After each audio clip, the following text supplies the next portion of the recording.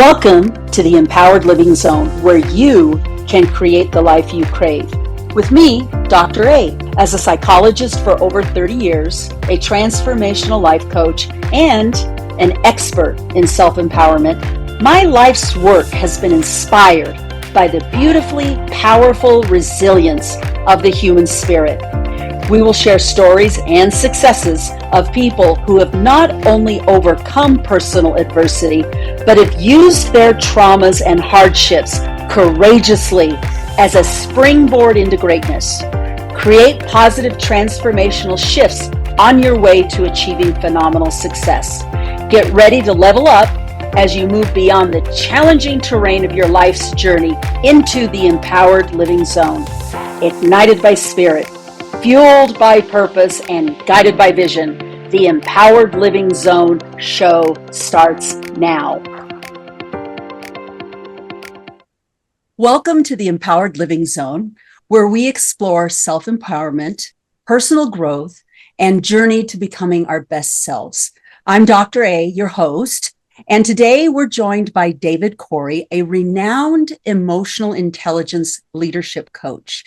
In today's episode, David opens up about his deeply personal story of heartbreak and loss after losing his son to addiction, a tragedy that ultimately became the catalyst for David's healing journey and his life's work. David shares how he turned to emotional intelligence, not just as a tool for growth, but as a profound balm for his soul, guiding him toward resilience and purpose. He is now a leadership coach who has traveled the world, helping countless leaders unlock the transformative power of emotional intelligence. David, thank you for joining us today. Thanks for having me. Well, it sounds like you've been on quite a journey. Unfortunately, I think, one thing that I want to start with is, part of my passion, David, is to hear stories, to hear personal stories, because people don't, when they meet us, they don't know what gets us to this point, right? They don't know what's the fuel or, what are the life circumstances that get us to the thing that we do in the world. And I think your story is, although I would imagine is very painful, it is also very powerful. You've been on quite the journey. And I would imagine that losing your son taught you a lot about the depths of human emotions. But I don't want to make assumptions. I would love to hear from you firsthand what it was about that experience that became the catalyst in your own healing and your own life's work. Sure, absolutely. So where would you like me to start? Whatever makes sense for you. Like, what is really salient for you? How did this life experience get you to where you are today? Yeah, interesting question. It is one of the influences in my life. I have had many, starting with putting myself through school, working in frontline social services. So always with marginalized populations, people who experience great barriers to education and to work and life. All through my bachelor's degree, I ran a group home for men with mental illness. So there were 10 men and myself living in this big house. And every day I went off to university, they went off to day hospital programs and sheltered workshops. And then we all met back at the house again in the evening, and we recreated together and we shopped together, etc. And then after that, I worked with young offenders in a residential treatment center and wilderness program, taking them out into the mountains and teaching them outdoor skills. And so always being an ad hoc counselor and coach to people who were struggling with various aspects of work and life. So I went into education. I did a master's degree in adult education and never taught in school, became fascinated with how people learn in the workplace. And when you become fascinated with how people learn in the workplace, you end up in leadership development. And so working with managers on basically how to become better people. So when I learned about emotional intelligence, that was very exciting for me. It was like, okay, so there is a scientific, systematic approach to human effectiveness. I want to know all about that. I started one of the first companies in the world to offer leadership development based on emotional intelligence. And because this was in 1998, there was no one else doing this. And so when executives would learn about emotional intelligence at a conference or through their MBA program, they would go back to their workplace and type in essentially the name of our company. It is the Emotional Intelligence Training Company, and they would type in emotional intelligence training, and we were where we've been for 27 years now. So starting in teaching managers about how to be more effective and how to cope with stress and how to effectively communicate with others and how to know and understand and become self-aware themselves and learn about relationships and vulnerability and connection and all the things that human beings either learn through various means through their families of origin or significant adults in their lives. And having this kid who struggled. And so he started struggling in 2005. So our company was well established at that point. I traveled frequently. I traveled to the most progressive companies in the world. There's my son who started struggling very early. At the age of 13, he discovered drugs and alcohol as a means of coping with his anxiety. There I was, this person who is supposed to know something about human behavior, and I couldn't help my son. And it was painful and it was tragic watching him go down into this vortex of drugs and alcohol addiction. We took him everywhere we could think of to take him, to psychologists and substance abuse counseling centers and the school counselors, and nobody knew how to deal with this kid who struggled. The people that we relied on who we thought knew about what was going on with him did not. And really that just speaks to the fact that we as a society, we know pathetically little about addiction and how to deal with it and how to treat it and how to support and help people who struggle with addiction. Eventually, after it was 3 years, it was 4 years from when he started. We tried for 4 years to get him help in our own city, which is one of the largest cities in Canada, Vancouver, on the west coast of Canada, and with no result, no impact, no progress or effect at all. And we were losing him. And by that point, he'd been in the emergency department at the Children's Hospital 13 times. And we were at the end of our rope. Our marriage suffered. My wife and I always ended up on different sides of every issue, every incident that he was involved in. We had different perspectives and we couldn't agree. We finally agreed to get him into the best treatment center in the world because I've never heard of any treatment center like this one that admits the whole family. So we had to move cities. We had to rent our house, and we had to have a new house in the new city, which was 12 hours drive by car to get to. And this treatment center is in Calgary, Alberta, and the whole family enters into treatment. So there I was, someone who supposedly knew something about emotional intelligence, knew something about emotions.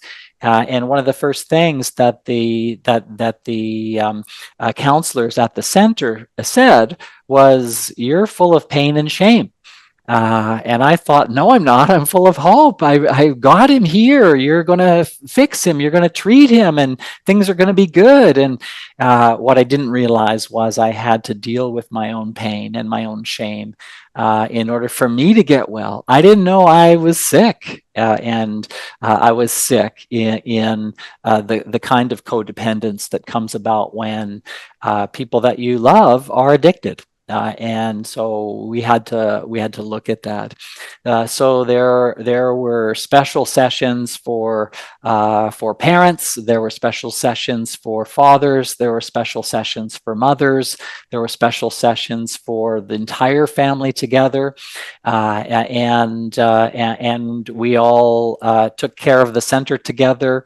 The parents were completely involved in every aspect, and that was when the people who were further along in the program supported the people who were newer in the program.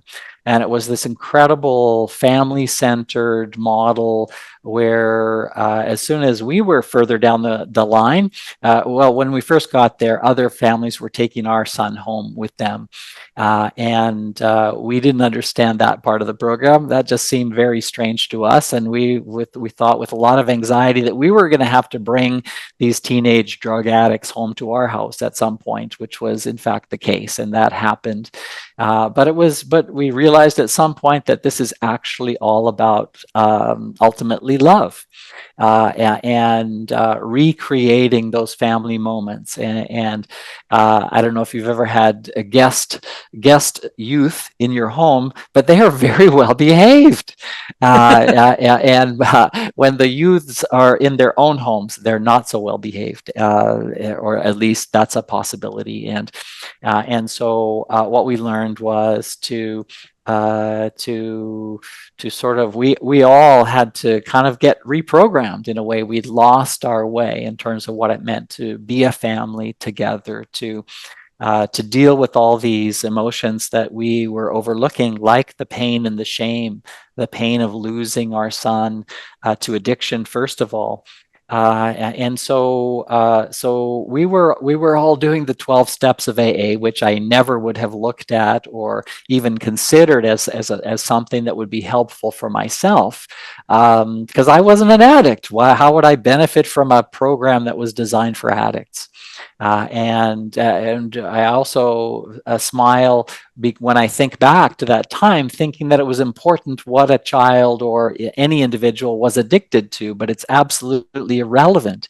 It could be gambling, it could be sex, but the result is the same: the obsession of the mind to do that. Be involved in that obsession no matter what it costs.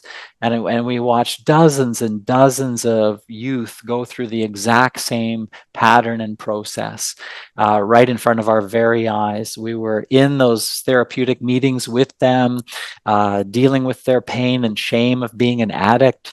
And seeing the sickness firsthand. Whereas I think that it's very common in society to see that sickness as a behavior disorder, when in fact it is an illness. But we don't treat it as an illness. We would never consider stopping cancer treatment just before someone is cured. We would never think of it, and yet we do it all the time with addiction. All those programs are a certain length of time. When you get to the end of that time, you're done and you're cut loose, only to relapse and fall back into your illness. So there we were. My wife and I, both coaches and trainers. We design leadership programs. We teach people how to be more effective, and we couldn't help our own son. So that was a very painful realization, again, that we had to deal with. And what we learned is what you know well, and that is the only way out is through. Right. So it's talking about these emotions. It's talking about the pain. It's talking about the shame. that we felt as parents who couldn't parent our son. He has an older sister, 10 years older. She lived back on the coast, and she flew out to this city every 2 weeks to be part of the program to support her brother. So we had two kids, and as we felt we had a 50% success rate, one that we saw through to adulthood, and the other that we seemed to fail miserably. But again, it's about understanding and acknowledging the progress of the disease. So what I learned about that are all the things that I brought in to enhance all of our programming. Whereas I thought that we were pushing participants in our courses, in our workshops, to a place of vulnerability, and where they would be open to connection. I realized we weren't actually doing that. And so what we did was we pushed harder. We help people to see that that it is acknowledging all the emotions. It's not enough to hang your hat on hope, which many of us do when we're in undesirable scenarios in our lives, and yet what that ultimately is toxic optimism. And why it's toxic is it doesn't allow for empathy and connection with others. If you simply say to yourself and others that everything's going to be fine, you're not acknowledging that everything's not fine. And understanding that you have to feel that pain, you have to feel whatever that is for you in that moment. You have to name it to tame it, as is a phrase that has become popular, and it's so true. That part of emotional intelligence is recognizing and understanding your own emotions, and how those are moving you to take action, and what are those actions. And so, what we help managers to do is understand that their own emotions, and people think that executive coaching is talking about how executives manage in the workplace. Well, in part, it could be, but mostly it's about them and their personal lives. How are they as human beings on this planet? And whether they view themselves as worthy and deserving and valuable members who have something to offer, and they can feel confident about that, and whether they have found their voice and they know what they want to express out into the world. Whether they understand relationships and that the root word is relate. If they're not relating what's beneath their surface, we use the iceberg diagram a lot in our training. And when people don't understand what's beneath their surface and understand how all the experiences and impacts that they've had over the course of their lives have shaped them and molded them to be the people that they are. If they don't understand that, and if they don't share that with others, then they can't have the reward that comes with that level of risk. So we teach Right. people about the risk-reward equation. Mm-hmm. So many things I learned by going through the 12 steps, and of course I haven't even gotten to the most painful part of the story. Is that after 4 years of graduating from that program, finding love, finding friendship, finding meaning in his life, he was going through a difficult time, went back to his old solution, and didn't survive. And it was the most painful thing that I would not wish on my worst enemy, to lose a child. There's nothing that you wish for, hope for, want more in this world than your child to be successful and happy in their lives, and watching him on the way to that, and then for that to all be gone, is the most painful thing I can think as a parent. Yeah. David, I really appreciate your vulnerability in sharing, your experience and your own journey, and with it ending with the loss of your son. And I appreciate you being so vulnerable and sharing that story. You know, as I hear your experiences, not just the loss of your son, but just your professional experiences. You know, what I'm struck by most is, you know, you started in the professional world in mental health, and, you know, working with these men, and living in this living with them, and, you know, being drawn to the, you know, this concept of emotional intelligence, that you were intuitive, because there could have been lots of options, right? You could have gone in lots of different directions, and you were drawn to emotional intelligence. And then it sounds like it became deeply personal. I mean, it became, you know, it's not just something you're teaching, but it becomes deeply personal when you go through an experience where you really have to lean into what you're teaching everybody else. And it, you know, it sounds like that's exactly what happened. And I know I've had my own personal experiences around that, David. It's like the thing we teach is the thing that we also have to learn. And sometimes the universe presents these life lessons in such a way that it takes us to these depths. Mm-hmm. I'm curious. I mean, this may sound like a really crazy kind of question. You know, going through what you went through, particularly with your son, how did it make your life's work around emotional intelligence and managing emotions? How did it make it even more personal for you? Yeah, yeah. The answer is I going through my own treatment in that program. I realized how easy it is because, and this is particularly true for men.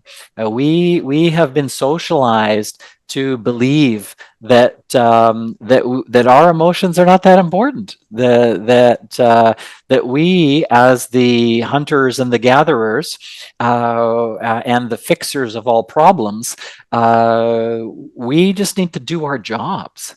And if we just do our jobs, that's sufficient, but it's not.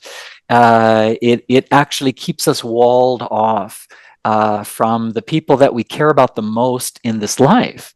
And that is, of course, our significant other and our children. And so frequently, when I'm looking for an in with an executive, I'll say, "So, what's your relationship like with your children?" And these are older males in many cases, and their children are adults, and their relationships are not that great.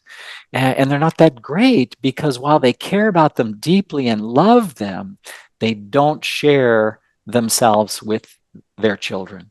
And they feel like their kids don't care. Why would they care about what I went through as a kid, or what happened to me, or the abuse I suffered, or the bullying, or the torment, or the pain that I've been through? Why would they want to know about that? And the answer is relationship. That when we share our pain, when we share what we've been through, when we share the things that we don't think anyone else has any interest in knowing, that's where we say, "I'm human," and other people say, "Hey, I'm human too, and let's connect," because I can only imagine what that must be like. People think that they have to go through the same thing to be empathic with others, and they don't. They just have to imagine what that must be like in order to be with that person in the retelling or the recounting of that painful experience. This is what makes us human. This is what opens us up to meaningful relationships that are characterized by trust. People think that they have trusting relationships with the other people that they work with, when in fact, when we dig deeper, we find out that no, they actually don't trust others as much as they could. And most of their interactions are transactions, that we share information with each other dozens of times every day. But if there's no attempt to deepen that beyond a simple business transaction, then it remains a workplace relationship that's superficial. It's at the surface. It's not characterized by the depth of trust, loyalty, commitment that we could have. that's possible. And so when we teach managers that they could create relationships of trust, loyalty, and commitment in their direct reports and on their teams and with their peers and with their boss, that when they realize they can create these all affect all the metrics that organizations track, like employee engagement. Managers don't necessarily realize that employee engagement is simply how employees feel about the workplace. And how employees feel about the workplace is impacted by managerial treatment. How the manager treats their employees determines employee engagement. And when people see this connected to the bottom line, they totally get the return on investment for emotional intelligence training.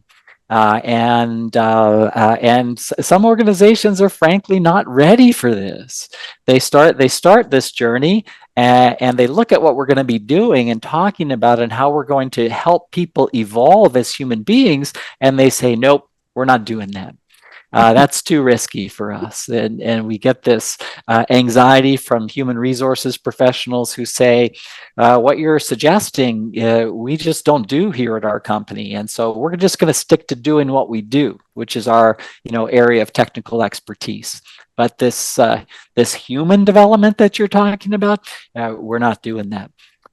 Fine. Well, you can, remain at the level that you're at if that's what you want, or you can take your company to the next level. And the sky's the limit for people who are interested in evolving in these ways. Yeah. I just happened to, I was doing this, had this personal experience go on, which took me to another level. It could have gone different ways, and it most likely does for different people, but that's my story. You almost took the words out of my mouth, David, as I'm hearing you share your experience and your own journey. One of the things that I was struck by is, emotional intelligence is a buzzword of today. You hear people throwing that word around a lot, and it sounds like your personal life experiences, that it provided a unique experience. And the experience that I'm hearing is, you think about emotional intelligence, and I think people's initial response to that is, oh, they're just skills. We're going to teach you these skills and you're going to get better at these skills. And it's not. It actually sounds like it's a way of being. It's a way of life. And it sounds like your life experiences, particularly the painful experience of your son in going through treatments and ultimately losing him, that what it did is it shifted your perspective to appreciating and recognizing that emotional intelligence isn't just a skill set. It's really a way of being and a way of opening to the world in a way that is vulnerable and allowing connection.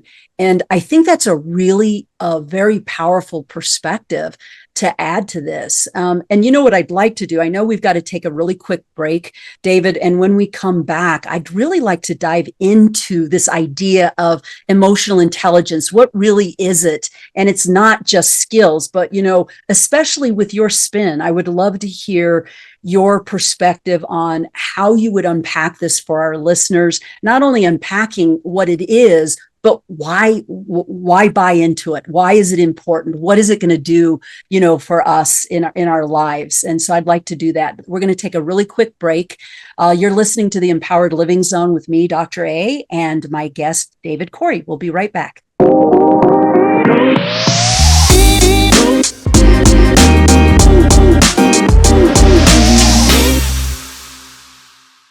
We're back on the Empowered Living Zone with me, Dr. A, and my guest, David Cory. And David, again, I just want to say this. I feel deeply, deeply honored with you sharing your story. I really appreciate your vulnerability. And as I mentioned before we took a break, as you were describing your experience and, your ideas around emotional intelligence, what really came up for me in our conversation was, wow, these aren't just skills that you're teaching leaders, but it almost feels like emotional intelligence can be a lifeline for people. And I don't know if they really appreciate that. And you know what I'd really like for the listeners is for you to go into more detail about what emotional intelligence is for you and what that experience is for you and why it's so important, why you believe it's so important. Sure, absolutely. And one of the things that I appreciated when I first learned about it was I first learned about it from the founder of the publishing company, which published the world's first scientific assessment for emotional intelligence. It's called the Emotional Quotient Inventory. And when I saw the model for the emotional quotient inventory that was created by Dr. Reuven Bar-On, I realized that what he has come up with is 15 emotional skills, which is unique to find all in one place.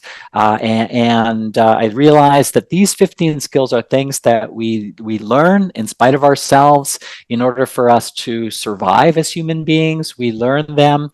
But when we can become aware of where we are with these 15 skills and learn which ones we might want to improve our own effectiveness, then the sky's the limit. Once again, as I mentioned, and so it was created as a model for mental health. That if you have low levels in any of these areas, there are real life mental health implications for you. We've just never used them for mental health. We use them to help people thrive. So you can look at and understand that there is a level below which people are not coping with life, but above, thriving is the goal. So we want people to thrive, and we do that in 5 areas. So the 15 skills are divided up into 5 categories of skills, starting with self-perception. Now, where do we learn self-perception? In our significant caregiver's arms.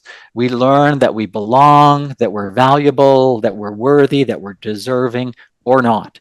And unfortunately, as you know, some people don't learn that. They learn how to be neglected and abandoned and let down, and they're told, they get the message that they don't belong.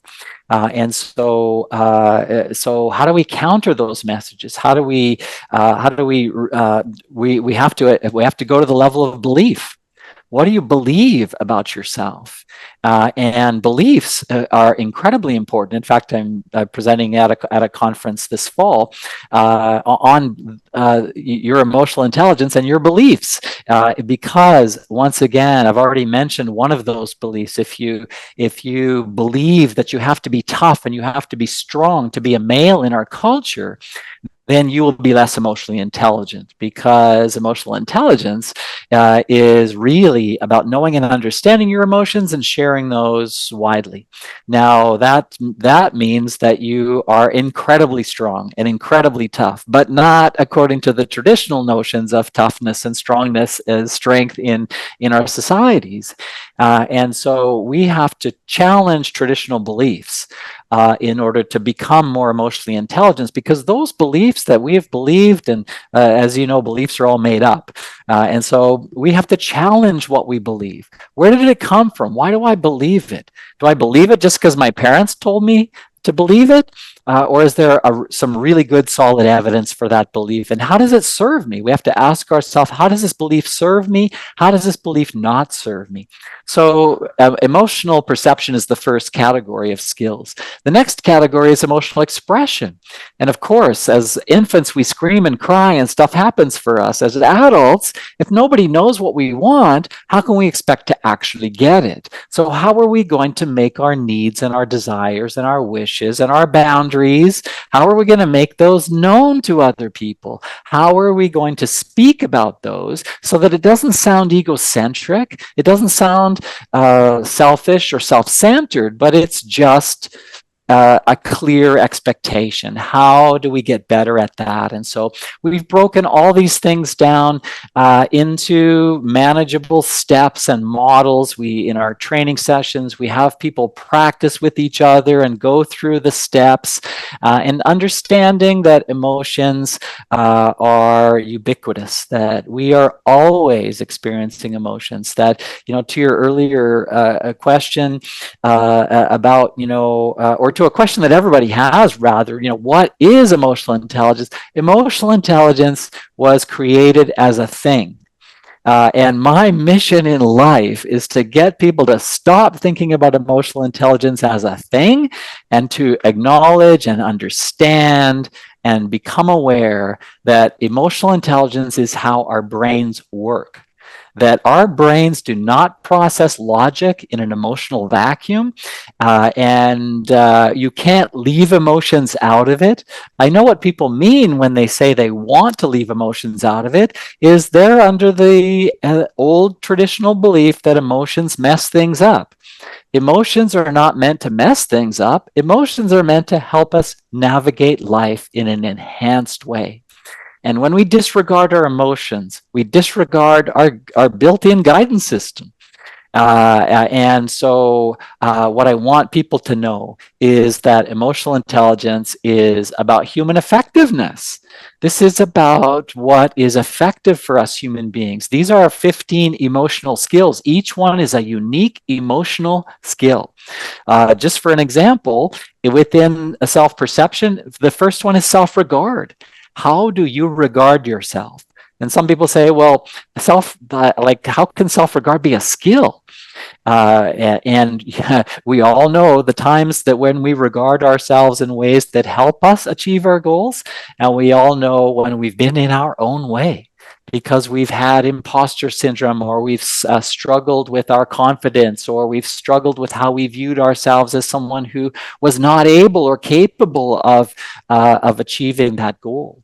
That's just a self-regard issue. That's not an actual issue. It's not like it's not like we can't do it. It's like we don't see ourselves doing it, and therefore we don't do it. Self-actualization. Abraham Maslow taught us that self-actualization, if we're not capable, this is the quote from Maslow, if we don't become capable of what we're, or if we don't become what we're capable of becoming in this life, we'll probably be unhappy. And that's self-actualization. What gives you energy? What causes you to leap out of bed in the morning? And if you're not doing that, you're going to be less effective at everything else you do. We have empirical evidence compared with a model of leadership where there's 4 pillars to that model of leadership, and self-actualization is the number one highest correlating factor in all 4 areas of transformational leadership. So we know that if you're not doing what you love, you're not going to be as effective as a leader in that area. And so we focus on this area of self-perception because the last area in self-perception is emotional self-awareness. If you're not asking yourself, how am I feeling about this? What is coming up for me around this? What is that that's causing me to be reluctant here? What is this that's drawing me to this situation or circumstance or decision? If you're not asking yourself what that is, then you're disregarding your emotions. That, again, that very thing that's designed to help us navigate life in a more effective way.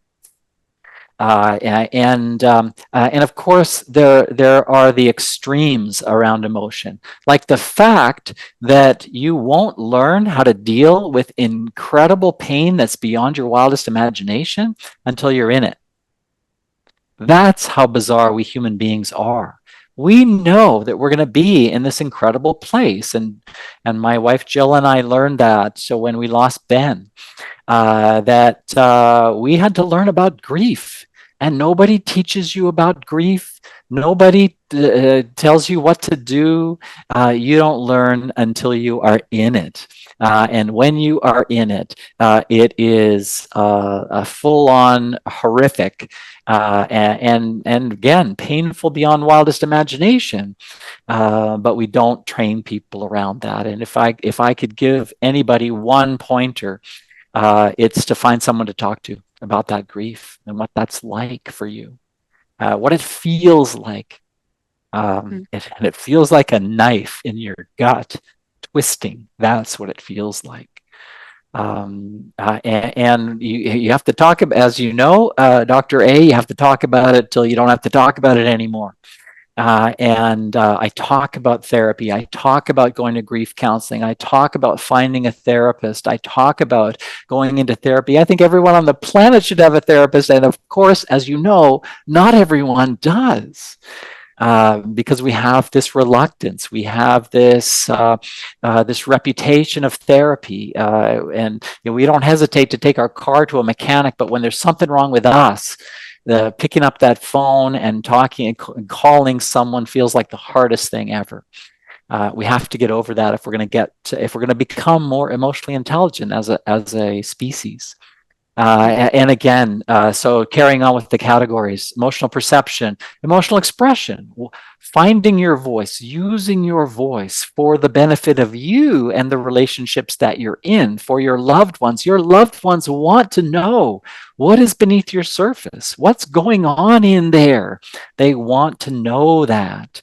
And my parents were the pioneers. They were homesteaders. They farmed, and their parents came over from Europe for a better life, and times were hard, and they were stoic, and they weren't very affectionate, and they didn't share all that much. And now I think, what I wouldn't give to know, they're long gone, but what I wouldn't give to know more about their lives, more about who they actually were, which they didn't share with me because they didn't see a point in it. And we frequently hear that.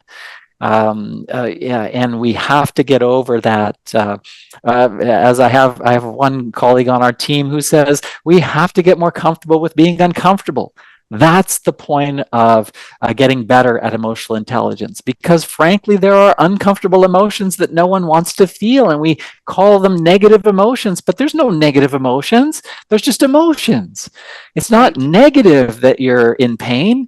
It's that you're in an uncomfortable emotion. And nobody wants to feel pain, but you're going to feel it. And you better learn how to deal with that pain, how to talk about that with other people, how to express that in the right way to the right person at the right time, in the right way. You have to learn that, or you will be carrying around your emotional burden, your emotional baggage with you, and making your own journey that much more difficult unless you learn to unburden to someone.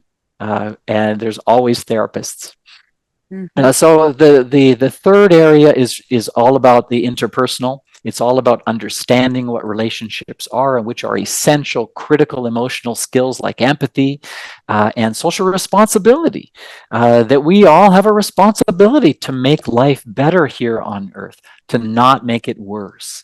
And then finally, there's the whole explicit area, and that's what differentiates this model from all other models of emotional intelligence. And the reason it's there is because it comes from empirical research, scientific research. Most other models of emotional intelligence don't, unfortunately, and they're sadly missing this explicit area where we explicitly combine emotion and logic. That's the whole area of decision making. And unless you understand that, then you're at risk of unconscious bias. You're at risk of worrying and anxiety interfering with your application or your use of logic. You're at risk of not doing your reality testing, and you're at risk of falling victim to impulse. Impulse control is indecision making, because it helps us to take a more measured approach to situations and circumstances. And the final area is stress management, that the ship wasn't meant to stay in the harbor. We're all meant to go out into the world and make our way and find our way and do what we do. But you have to be able to withstand the storms and the waves and the battering around that comes from that. If not, you will be at risk of being off on stress leave and not, carrying your message to the world. So those are the 5 areas, 15 discrete competencies within that. We have models and frameworks and activities and exercises and ways of helping people to develop in all those areas. And we do all that through coaching and training. So the coaching is for people personally to get this and understand where they are. And the group sessions are to talk about what this means for their organization, what this means for the work that they do, how it fits with what they do, and how it can enhance and make their work more effective. So what is emotional intelligence? It's a phrase that when people get it and understand it, they understand that that's how our brains work. And we have to get more comfortable with being uncomfortable. As Abraham Maslow said, in encouraging relationship, he said, we must choose courage, the courage to share, the courage to be vulnerable over comfort. It's comfortable to stay in our shells and to be protected and stay behind our walls. It's comfortable, but it does not lead to relationship. Many of these things my son Ben taught me, and they were not easy lessons. First of all, realizing that I had far less control over my child than I thought I had. And parents think they have control over what their kids do, but they realize at some point that that's just not true. And you can't fix everything, and you can't take your child's pain away, no matter how much you want to. You can go on the journey with them, but you can't carry their luggage for them. And we can't carry the luggage of other people. Again, we can be with them. We can go on the journey, however rocky and however much the roller coaster goes up and down. But we can't take that emotional baggage and carry it for someone else. They have to learn to carry their own. And I learned from Ben that all of us human beings are on our own path in this life. I can't bring someone over to my path. I can make my path go alongside them for a time, but ultimately they're on their own journey. And that's all we can do is go alongside, but we can't change someone's path. We can influence it, we can give information, we can invite, but we can't make anyone do anything. This is another thing that Ben taught me.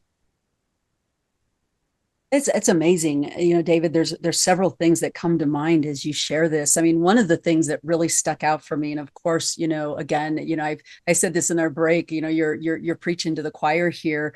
The thing that really stood out for me is the idea of experience.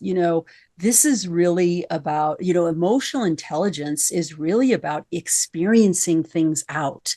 You go through it. I love your metaphor about, the ship or the boat in the harbor. We're not meant to be strapped to the post in the harbor, right? We're meant to go out to sea.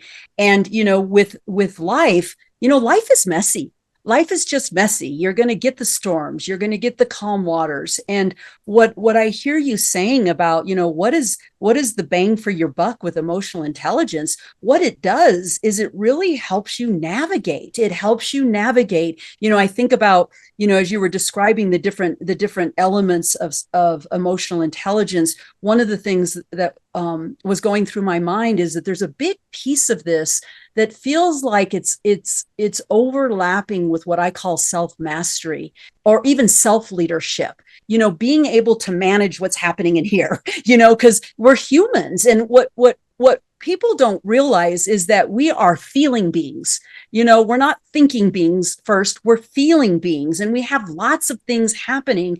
And I've always referred to emotions as our personal GPS system. And if we don't know how to navigate or work the GPS system, then we're not going to move through life, as you said, in an effective, efficient, or helpful way. And so it sounds like it's so important. The experience of it is really important.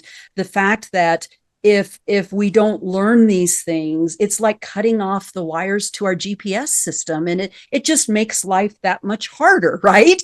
And so I think, I was going to ask you, what's going to be the bang for the buck with emotional intelligence? And, I think it's obvious, but if I were to ask you, what's the selling point? Like if you were to boil this down to one statement, and why why our listeners should be curious and interested in learning more about emotional intelligence and actually investing in their own emotional intelligence, what would you say?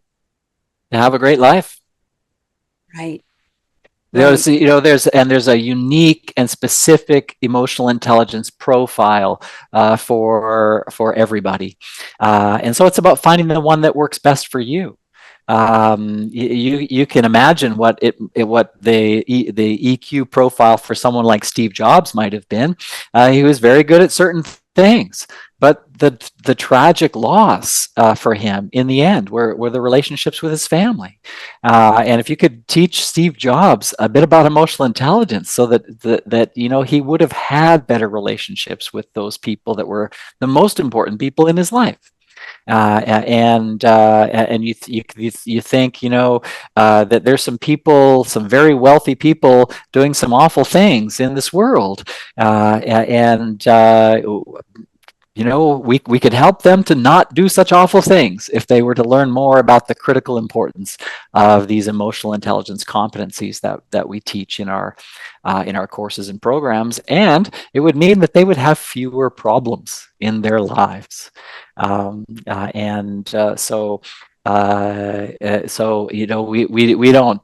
tell anybody what to do. We simply help people to realize the options available, and to understand that the worst symptoms of a lack of emotional intelligence are violence. They range in mildness from misunderstanding, because people miscommunicate all the time. If they understand more about emotional intelligence, they would provide more information to each other. There would be less misunderstanding. And there would be fewer dysfunctional relationships. There would be fewer, that we'd know how to correct relationships, improve relationships, deepen relationships, if we understood more about these EQ competencies, as we call them. And finally, we'd not resort to violence, which is the biggest, most extreme example of a lack of emotional intelligence. Absolutely. So it really, what I hear you saying, David, is it's not just about efficiency and effectiveness. And I know that's what companies and organizations are interested in, right? But it's Mm-hmm. not just about this. It's about making your life better. And I Yes, also think it's also about making others' lives better. So everybody absolutely. wins, right? Yes, yes. Well, David, I really appreciate it. Thank you for sharing your story and your journey and your insights with us today. And before we wrap this up, if listeners want to connect with you, what is the best way to get in touch with you? Yeah, the best way is to go to our website, which is eitc.ca, or type in my name and emotional intelligence, and you'll find it. Very easy to find. Thank you. Thank you very much. And, for the listeners, if you enjoyed this episode, please subscribe, leave a review, and share it with others who might benefit from the discussion. And if you want to work with me or connect with me personally, you're able to contact me through my website as well, which is www.empoweredlivingcoaching.com. Until the next time, stay empowered and take great care of yourself. Thank you. Thank you, David. Thank you, Dr. A.